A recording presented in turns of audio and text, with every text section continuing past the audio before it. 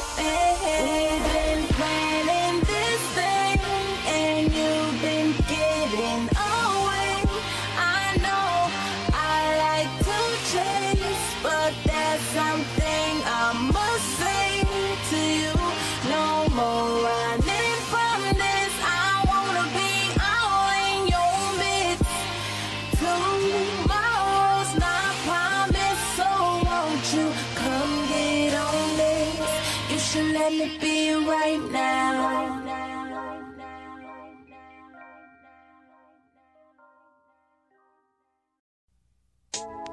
Yeah, this album is dedicated to all the teachers that told me I never amount to nothing. To all the people that lived above the buildings that I was hustling from that called the police on me when I was just trying to make some money to feed my daughter. Yeah. And to all my peoples in the struggle, you know what I'm saying? It's all good, baby.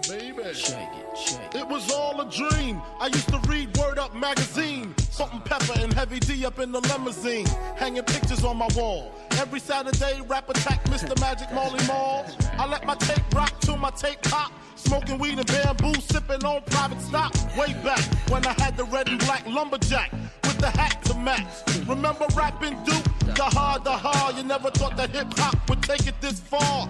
Now I'm in the limelight cause I rhyme tight. Time to get paid, blow up like the world trade. Born sinner, the opposite of a winner. Remember when I used to eat sardines for dinner? Peace to Ron G, Brucey B, Kid Capri, Funk Master Flex, Love Bug, Star Ski. I'm blowing up like you thought I would. Call a crib, same number, same hood. It's all good. And if you don't know, now you know.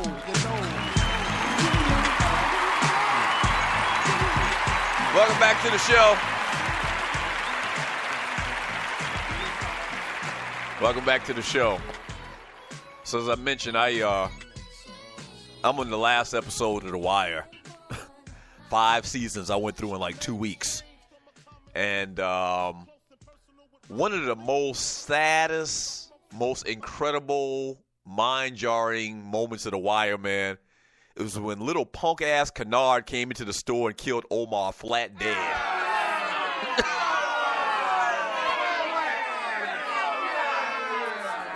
So that episode happened probably 3 or 4 episodes, probably episode 6 or 7 in season 5.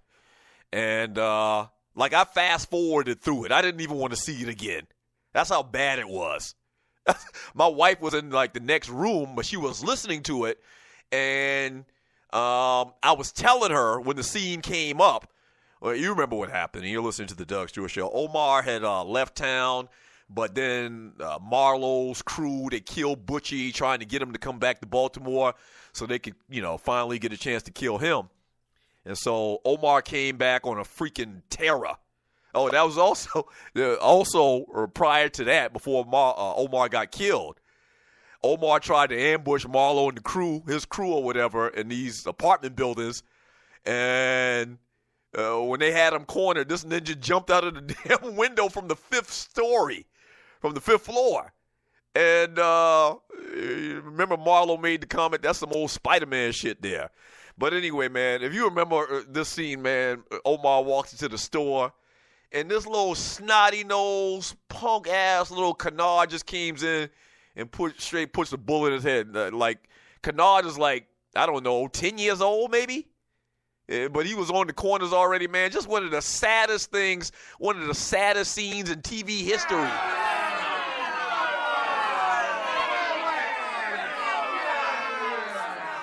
Damn, I hated that, man. I mean, it caught you off guard. Like, you wasn't even paying attention. You wasn't even thinking about it. I think what they were trying to say with that scene and how Omar just went out real quick is like, there's no fanfare to that life. Like, you could be on top forever and then just like that, you're gone. I think that's what it symbolized. And they didn't. It really wasn't no more talk about it. Like, they mentioned it for a couple of scenes or whatever. Yeah, Omar got clipped. Snoop and Chris and Marlowe talked about it for like a half of a scene, and that was it. This man had a major role in this damn TV show for 5 years, and it's almost like you get hurt in sports. I talked about this last week, how when I hurt my damn knee, I tore my ACL, they moved the ball over like 20 yards and continue with practice. that's just how it was in this thing, man. Like, this man was a huge part of this TV show for 5 years, and just like that, they moved the ball over and continued with practice. Just like that.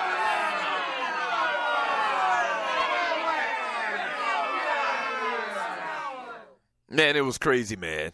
It was crazy, man. From Big L X Squad, that was crazy. Laugh out loud. Little dude was like, I killed Omar. Like, he was so shocked that he had even did it. Which he played a pretty decent character in that TV show.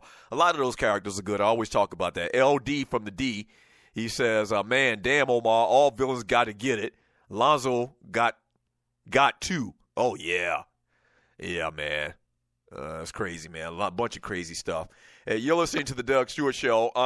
The Tennessee Titans and former New York Jets wide receiver, I digress. The Tennessee Titans and former New York Jets wide receiver Eric Decker have reached an agreement on a one-year deal. The team announced on Sunday night. Decker, who's 30 years of age, underwent hip and shoulder surgeries last fall, but is healthy and had been practicing with the Jets before this deal went down. He was limited to 3 games last year, but caught 80 passes for 1,027 yards and 12 touchdowns in 2015. In 7 NFL seasons, he's had 385 receptions for 5,253 yards and 52 touchdowns. Damn, he got better stats than I thought. It's a solid NFL career. 52 touchdowns? Eric Decker has caught 52 touchdowns in his career? That can't be right. Damn. He's had a much better career than I thought. So he's going to the Tennessee Titans. More weapons for Marcus Mariota. Obviously, the young quarterback has been doing fantastic his first couple years in the league. And so they're going to give him a little crafty, wily veteran in Eric Decker there in Tennessee. And also, man, Minnesota Vikings wide receiver, speaking of wide receivers, Michael Floyd is scheduled for a show cause hearing later this month after court records show he violated the terms of his house arrest by drinking. In a statement released Friday, Floyd said he drank several bottles of kombucha tea drinks while watching a movie at his home on Saturday. A likely story.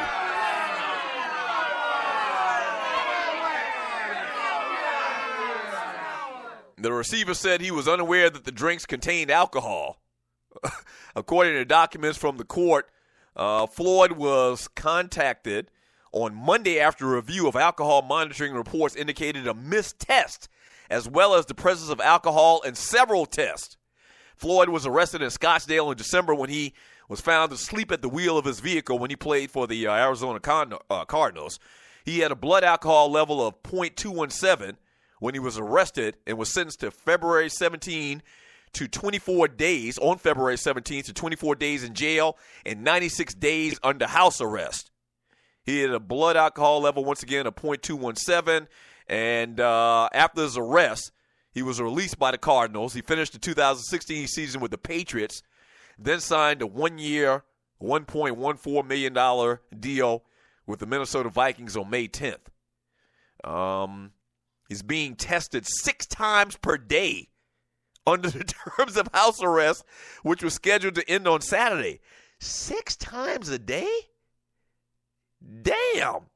And had completed 91 of the 96 days as of Monday. So you mean to tell me this man fell 5 days short of completing his whole probation or court orders and dealing with this alcohol situation that he had. He came 5 days short of completing the program.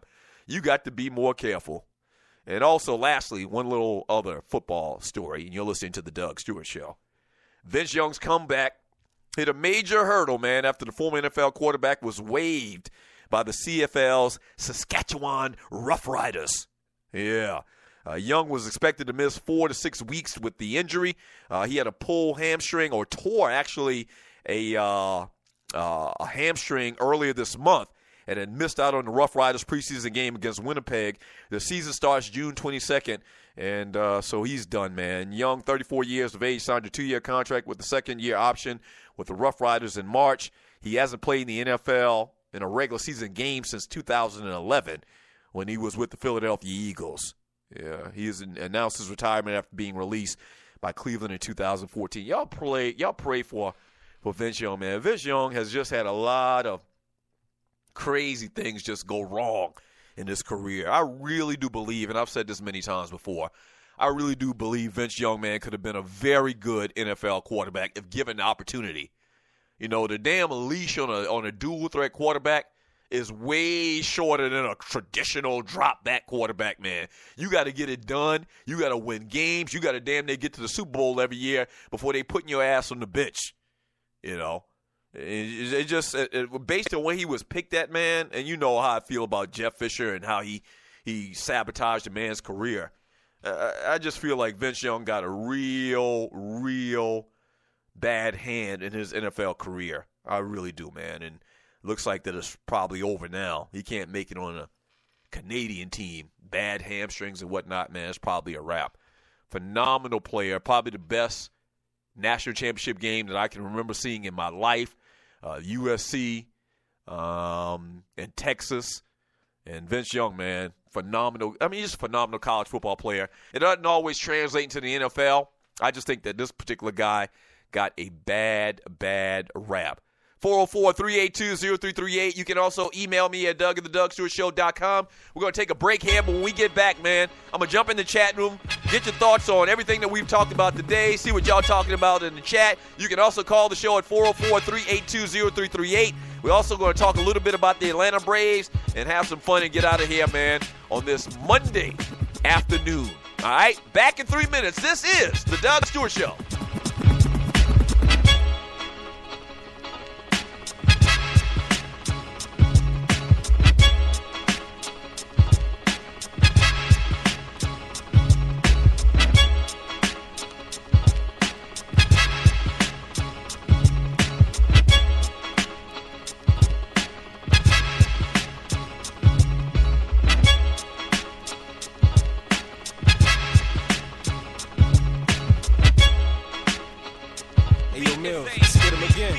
Nation.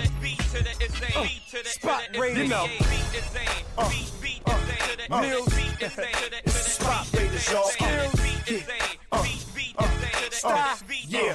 Listen, boy, skills, y'all. Nah, I ain't skills. Nah, I don't rep the beat. I ain't the cat that came out and made you want MC. I ain't the cat that did it alone, had no help. Carried the whole state on his back by himself. When P was the verb lord and Tim had a small frame. Before Missy came and got you wet in the rain. Was them raw metaphors that was picking your brain. It was a cat from Richmond sickening with a flow insane. Nah, I ain't him, he ain't me. They say we look alike, but they don't mean I want your CD. So it's best to back up, relax for acting tough. Get your facts up before your ass end up in the rapper. And you don't want to see that dude. He was screaming VA when screaming VA wasn't cool. Huh. Now let me stop, that's me. But you'll never open the state, Playboy, cause I still got the key. I'm from the B to the SA, one of the few who get played. I stay in these streets, a cop, cook, and flip yay. Dog, you a slizzy, like Kunta and Kizzy. Who am I? Next time. Did you miss me? But on the up and up, they can't get enough for us.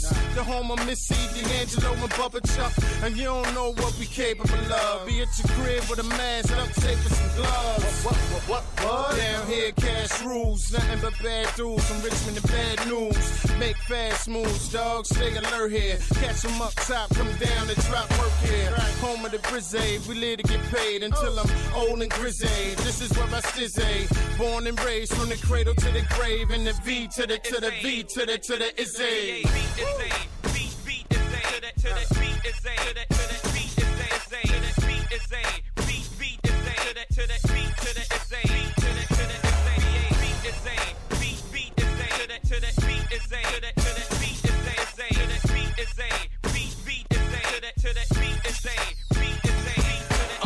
Buckle your seatbelts, hold on tight.